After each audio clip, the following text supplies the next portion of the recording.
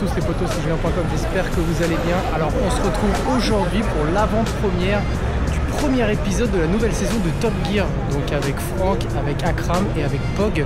Donc on est monté à Paris juste pour ça, j'espère que ça va être bien. Bon, je me fais pas trop de soucis, hein, vu les Lascars, vu ce qui a tourné sur les réseaux jusqu'à maintenant.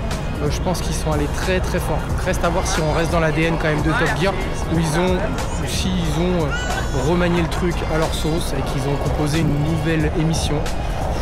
Je pense qu'il va y avoir un peu des deux. Allez, on se retrouve à la sortie de la salle pour débriefer. C'est parti.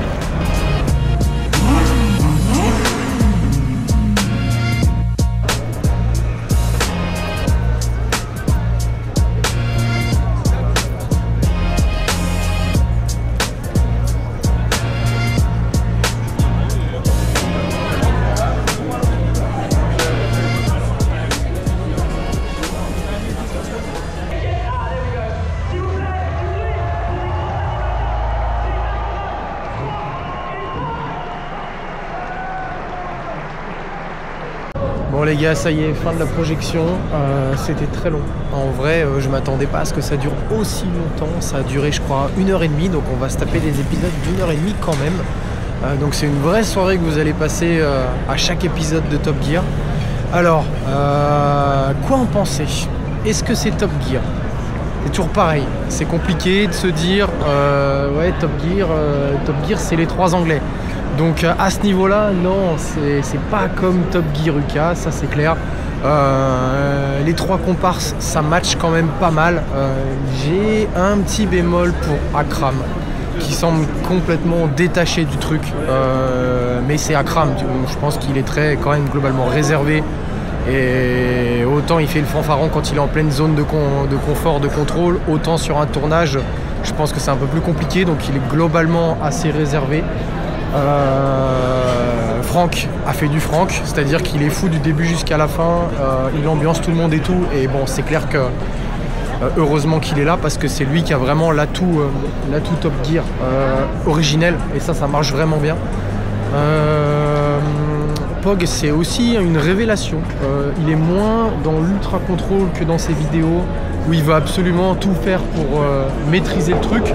Là il se laisse un petit peu plus aller, il se laisse un petit peu plus porter et il semble plus naturel, c'est-à-dire que son côté geek, son côté un peu enfantin reprend un peu le dessus, et c'est très très marrant, il est même très drôle des fois. En vrai moi j'ai toujours été un peu frileux avec Pog, j'aime pas trop le personnage, j'aime pas m'as-tu vu juste pour se faire voir en fait à la base dans ses vidéos. Mais là il est vraiment très très bien, donc pour le coup là lui il a vraiment sa place. Juste Akram c'est un peu particulier, mais c'est marrant à voir parce que c'est quand même globalement trois facochères, hein, c'est à dire que le sport est inexistant avec ces gens là, donc ils sont très marrants à se voir, se mouvoir, monter dans des tanks, des trucs comme ça. C'est marrant à voir, mais bon voilà, ça rime un peu plus au pathétique quoi. Mais sinon ouais, sympa. L'intrigue du premier, sans trop spoiler, ils sont sur une base militaire française et ils s'amusent à jouer avec des véhicules blindés et avec des tanks. C'est long, c'est quand même très long. Alors, en tout cas, toute la première partie était vraiment longue, je me suis dit oh putain ça commence pas très bien. C'était long, moi j'aime pas tout ce qui est dans la grisaille, tout ce qui est dans la boue, tout ce qui est dans le froid par défaut, ça m'excite pas, je préférais voir des gens au soleil ou à Miami. Mais ça c'est plutôt mon point de vue personnel. Deuxième partie quand Chicandier, parce qu'il y a Chicandier qui arrive et qui est le guest qui fait le sergent, très très drôle, il est complètement cintré, lui il est complètement baisé, hein. Donc vraiment c'était très très drôle, là j'ai beaucoup rigolé, en vrai c'était très marrant toute cette partie avec Chicandier là, franchement c'était vraiment trop cool. Après ça traîne un petit peu en longueur jusqu'au fameux bricolage de voitures, monter trois voitures qui ressemblent à des voitures un petit peu militaires pour aller faire les cons avec des paintballs. Donc ça c'était marrant, mais c'est du vu, revu, re-revu, mais bon c'est ce qu'on aime quand même dans Top Gear, mais pas de nouveautés, pas non plus de vidéos où moi j'aime bien voir les étapes du montage des bagnoles. C'est ce qui me plaît le plus, cette phase de réflexion pour adapter les voitures. Et là en fait les voitures arrivent toutes prêtes, arrivent tout crues et ils n'ont plus qu'à rouler avec. Et la partie roulage, moi c'est jamais ce qui m'intéresse le plus. Je me rappelle d'un Top Gear où il préparait un Renault Espace pour faire le meilleur temps autour. Donc il le vidait, il mettait un aileron et tout ça, donc Top Gear UK, hein. Et c'était toute la phase de prépa moi que je kiffais, où tu les vois démonter les sièges, où tu les vois tout vider. Ça c'est ce que je préfère. Là pour le coup, bon bah ça arrive un peu tout cru. Pareil, au tout début, ils sont sur leur fauteuil, donc c'est marrant, ils sont un petit peu dans un studio, dans des canapes, et ils sont en train de jouer avec des bagnoles. Ils se disent ah tiens, et si on jouait avec les tanks dans la vraie vie? Mais ce moment là, il se passe extrêmement vite en fait, ça dure 4 secondes et en fait tout de suite ça part sur le truc. Et il y aurait pu avoir une petite montée, une petite, je sais pas, un truc qui prend un peu plus son temps. Parce que pour le coup avec 1h30 de vidéo, t'as le temps de prendre ton temps, tu vois. Et je trouve que ça part très très vite dans le truc en fait. Et bon ça j'ai un peu reproché. Là vous entendez c'est la 812 Super Frag de Pog qui s'est mis au défi de faire des donuts dans la rue, donc on va voir s'il le fait vraiment. S'il le fait c'est un ouf, hein. Mais bon s'il le fait je pense qu'il finit en prison ce soir. Vraiment c'est marrant, c'est Pog lui il a pas de limite non plus dès qu'il s'agit de faire le con sur la route. Donc ça peut être marrant. Donc voilà, et puis après, fin de la partie de l'épisode principal, la partie tank. Après on part sur une partie un peu différente qui est l'essai du tout nouvel Hummer plus Suzuki Jimny. J'ai trouvé ça globalement bon, passable.